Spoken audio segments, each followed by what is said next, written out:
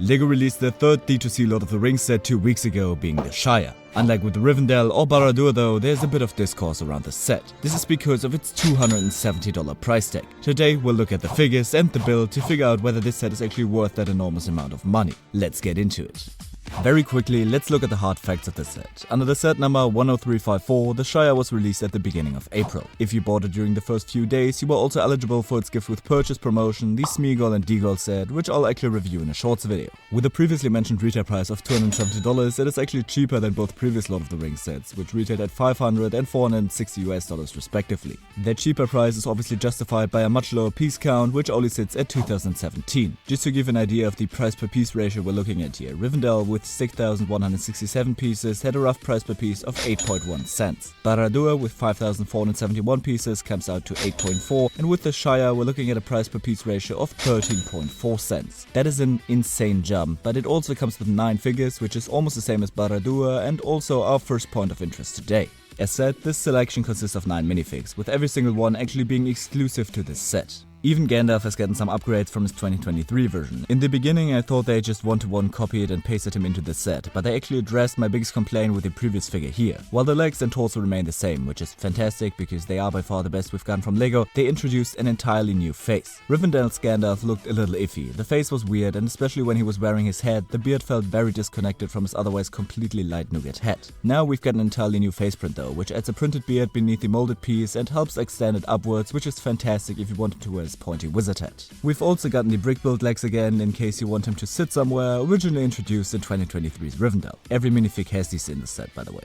Gandalf of course isn't the only figure that has improved though from previous sets. Frodo has by far seen the biggest upgrade from Rivendell and Barad-Dur. I was a bit disappointed with LEGO's decision to reuse Rivendell's Frodo and Barad-Dur almost one-to-one, which is why it's such a treat to see such a stunning version of his here. Accurately depicting his outfit from Bilbo's and his birthday, the red and blue is a beautiful color scheme to see on the minifig, especially with the bronze highlights on his vest. The slightly reflective rose pattern on his jackets are the standout factor of this figure, even wrapping around the back. It's also nice to see 2 happy Frodo faces given how traumatized his expressions in Barad-Dur were. Samwise Gamgee also got an update, now showing him in his finer suit rather than in his beiger travel clothes. It's definitely not as much of a highlight as Frodo was, but I always love getting new versions of these figures, even if that means not getting the best figure you've ever seen every time. Still, there are better figures than Sam, like Pippin for example. Given that the Fellowship has not yet formed, he's not traveling in his iconic blue outfit yet, but is instead wearing a dapper green vest with beautiful golden edges, not just on his chest but also around the collar on his back. Now if you remember Bilbo's birthday from the Fellowship of the Ring, Merry and Pippin accidentally set off a huge firework which leaves them looking ashy and kinda messed up. LEGO wanted to give you the chance to recreate that look, so you're also getting an alternative stunt face as well as hair that's all over the place. But whether it be in life, death or LEGO form, where Pippin is, Merry is never far. Merry is rocking his iconic flannel yellow and orange vest here, which is a stark contrast to his later, mostly green outfit used on his travels.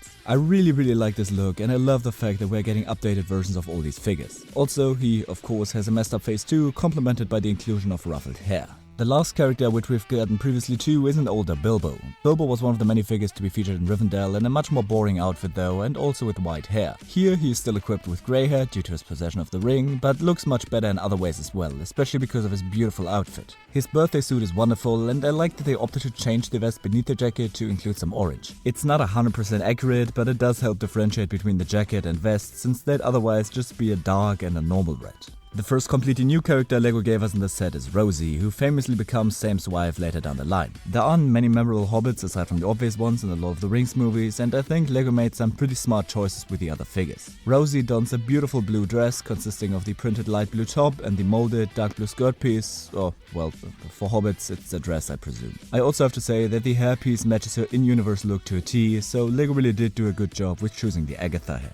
As our penultimate figure, we've got Odo Proudfoot. Despite only having a very minor role in the movies, he's one of the hobbits you might actually remember. The figure is equipped with a detailed but not over-the-top torso, which is kinda fitting for his occupation of being a farmer. There's a clear contrast between the main and side characters in regard to the detailing of the minifigures in the set, but that is okay if you ask me. The only complaint I do have is that the eyebrows are grey and look a little odd paired with the nougat hair. Lastly, we've got Mrs. Proudfoot, Odo Proudfoot's wife. Just like her husband, she was also wearing a relatively simple outfit, looking rather nice though, especially with the mix of white and green. Her dress piece is also an entirely new one, specifically made for the set, which is a little crazy if you ask me, but I'm not complaining in any way.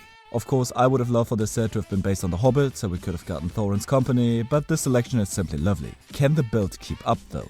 The build of the set consists of multiple parts. The focal point is unmistakably Bag End, but LEGO also gave us a couple of side builds. Gandalf's carriage, the party tree, a tent and Bilbo's birthday cake. Whether all these extra builds were actually necessary is something I'll address later, because we gotta start by looking at Bag End first. Now, in terms of pure numbers, this iteration of Bilbo's house is a lot bigger than its 2013 pendant. From one point to the other, this set measures 45 centimeters across. Accompanied by that comes a depth of 27 centimeters, and because of the little tree up here, this set also measures 20 centimeters in height. Obviously, this entire review has to be done in context of the $270 retail price, which is exactly why this set is so frustrating to me, because this set is, simply said, gorgeous. It is a beautiful display piece and captures the look and the feel of the Shire, and more specifically Bag End, astonishingly well. Building this set was also a joy. In my personal opinion, from the 3 Icons Lord of the Rings set, this was by far the most fun to put together, especially compared to something like the Black Dread that was Barad-Dur. The exterior is simply lovely to look at. We've got a bunch of crazy techniques and use of new pieces to create the iconic look of Bag End.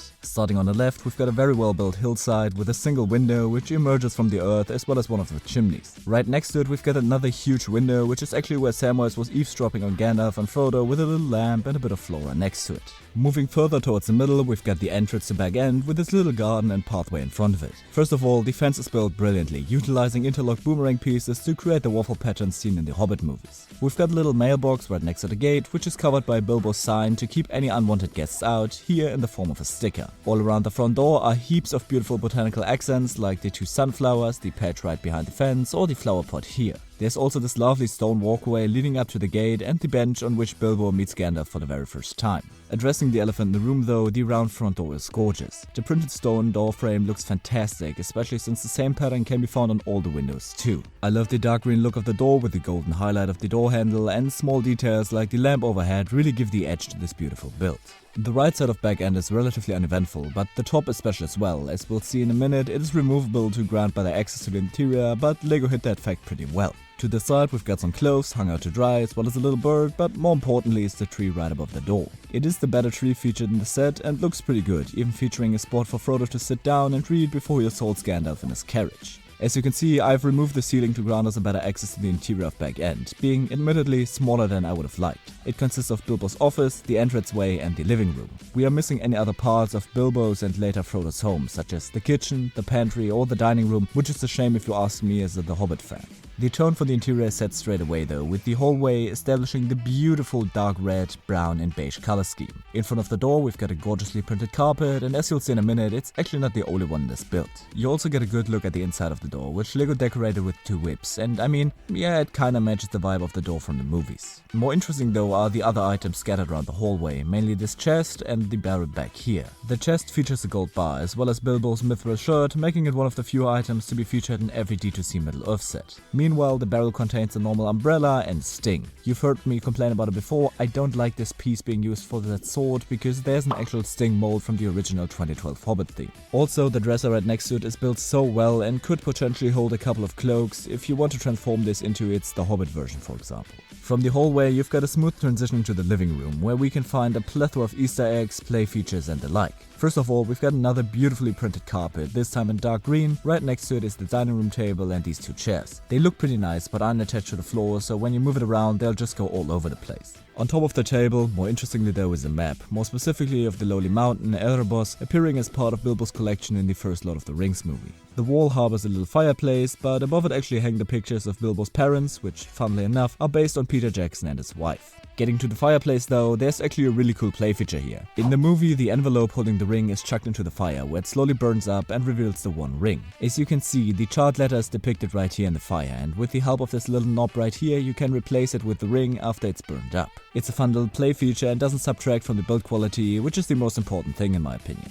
The last room of Bag End is Bilbo's office. It is a little bit cramped, but the most important part is obviously his desk. He's got his nice little chair in front, but on the desk is his famous red book. It's detailed with a sticker, and when you open it, it reveals the word "Then Back Again," which is the title of his story in The Hobbit. Another nook to his travels is right next to it on his desk, his contract with Thorin that he later uses as an ID when he returns to the Shire.